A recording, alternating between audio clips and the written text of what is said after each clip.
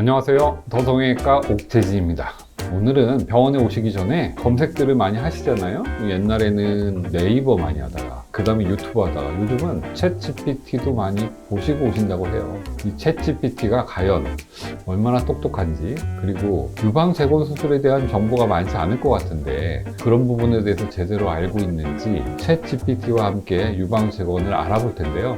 그 중에서도 보형물 유방재건에 대해서 제가 보면서 수준도 좀 가늠해보고 또 맞는 것, 틀리는 것도 교정해보도록 하겠습니다. 보형물 유방재건이 얼마나 빈도가 되는지 한번 알아보려고 합니다. 일단 보형물 유방재건은 전 세계적으로 시행되는 유방재건 방법 중에 하나다. 맞는 거고요. 미국에서는 70% 이상이다.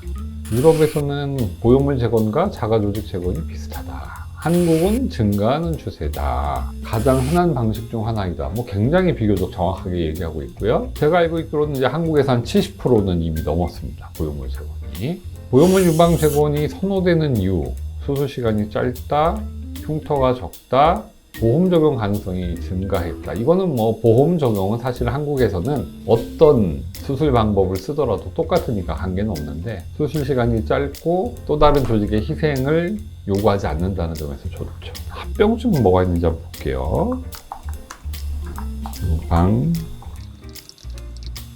다들 부작용 걱정하시니까 한번 해보겠습니다. 합병증에는 구축이 있다. 첫 번째 나오고요. 그 다음에 감염이 있다. 출혈과 혈종이 있다. 굉장히 자세히 나옵니다. 보형물 파열과 변형이 있다. 피부 괴사가 있다. 그 다음에 ALCL 문제도 나오고요. 자, 하나씩 제가 보면서 추가적인 설명을 해보겠습니다.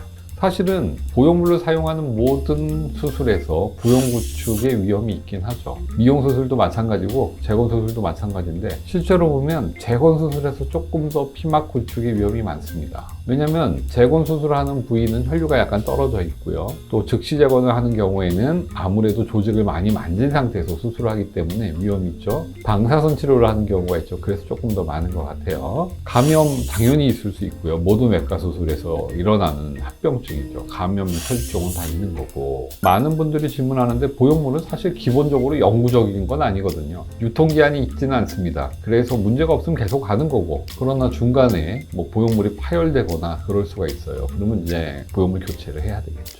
피부 괴사 이렇게 나오는데, 사실은 이제 요거는 실제로 있는 합병증 중에 하나인데 오해가 있을 것 같아서 설명을 드리면, 보형물 때문에 피부가 괴사하는 건 아니에요. 유방암 수술을 할 때 피부를 남겨놓고 절제를 하는데, 남겨진 피부가 굉장히 얇은 경우에 보형물을 넣고 나서 조금씩 혈류가 떨어진 조직이 괴사한 거죠. 그러니까 보형물 때문에 괴사했다기보다는 유방암 수술 때 혈류를 많이 다쳐서 괴사했다고 봐야 되는데, 그 괴사가 바로 일어난 게 아니라 천천히 진행되는 경우에 나중에 이렇게 보게 됩니다.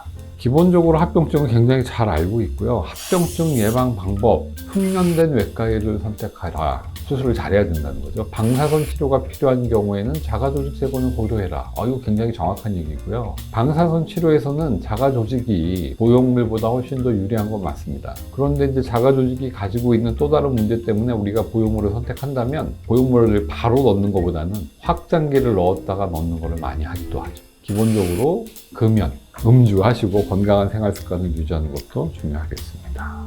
그러면 제가 조금 어려운 것들도 한번 물어볼게요.